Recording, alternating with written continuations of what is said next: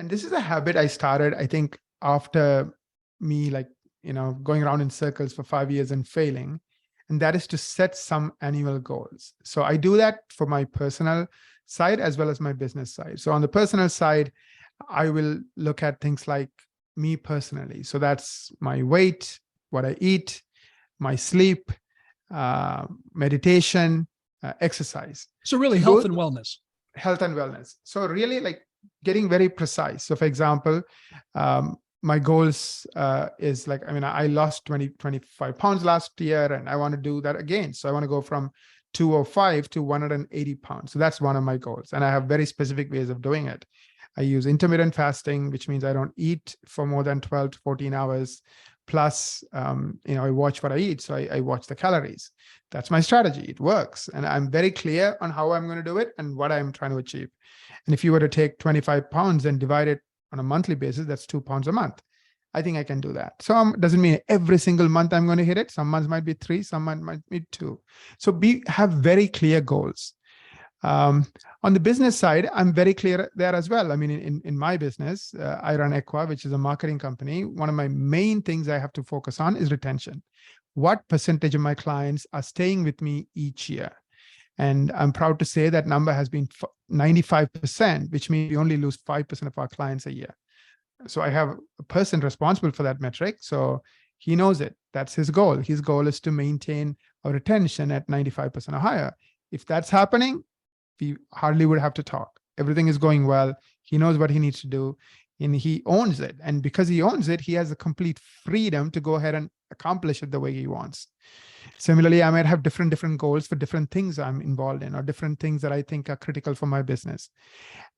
The first time you do it, the first year you do it, it may not be perfect. It may not be easy, but stick with it, get it done.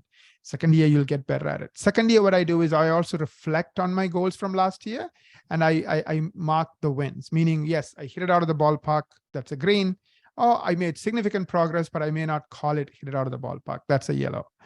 Just seeing so many greens and yellows give me the courage to say, okay, now what can I go? Where can I go next?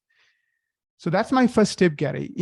Set annual goals for you as a person and for your business. And I have 20 goals. That's after 15 years of doing this. You might start with 6 goals or 5 goals. Doesn't matter what the number is.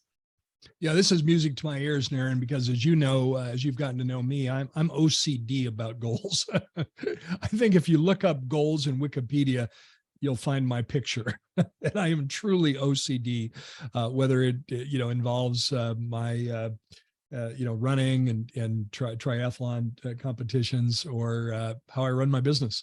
So this is music to my ears. And I know that our listeners will probably vary on the spectrum of experience with goals. But I think you're right on. You've got to have some annual goals. They've got to be fresh. They've got to be current, and not only have a goal, but have an action plan on how you're going to achieve them. 100%.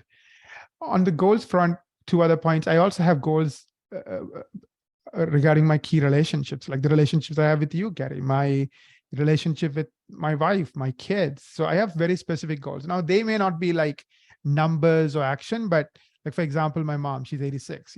My goal is to take care of her and be there for her as she ages and, has some health challenges.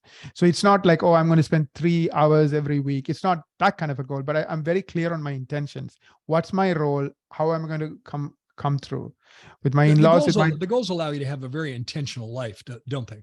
Absolutely, Gary, because I feel like life is about creating more choices in the future, which is what we call freedom, right? Money is a way to create freedom. Relationships is a way to create freedom. Knowledge is a way to create freedom. So the goals allow us to, create more choices next year than you have this year in all these fronts. Great advice. Thank you, Gary.